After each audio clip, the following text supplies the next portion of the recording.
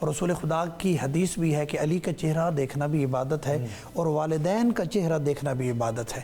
اس کا مطلب یہ ہوا کہ جو مسکرا کے اپنی ماں یا اپنے باپ کا چہرہ دیکھ رہا ہے وہ ان کا چہرہ نہیں بلکہ عبادت الہی کر رہا ہے۔ لطف یہ ہے کہ دیکھا جائے گا ماں باپ کا چہرہ اور شمار ہوگی عبادت الہی۔ ہاں جی، پھر اللہ نے ارشاد بھی فرمایا وَوَصَّيْنَا الْإِنسَانَ بِوَالِدَيْهِ احسانا، ہم نے انسان کو وصیت کی کہ وہ اپنے والدین کے ساتھ حسن سلوک کے ساتھ پیش آئے۔ کمال یہ ہے قرآن مجید کا اسلوب یہ ہے، اور اللہ نے جملہ انسان لفظ انسان رکھا۔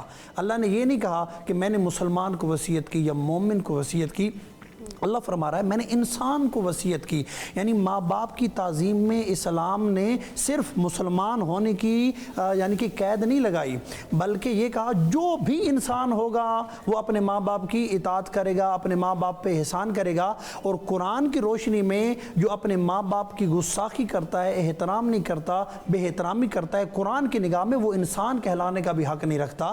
اگر انسان کہلانا ہے تو ماں باپ کی کیا کی جائے؟ احسان کی جائے۔ حملتہ امہ کرہا ووضعتہ کرہا، کیوں؟ اس لیے کہ وہ جو ماں ہے جس کے شکم میں تو تھا وہ تیرے لیے ہر وقت پریشان رہتی ہے۔ جب تو اس کے شکم میں تھا تب بھی وہ پریشان تھی، جب تو دنیا میں آ گیا تب بھی وہ تیرے مستقبل کے لیے پریشان ہے۔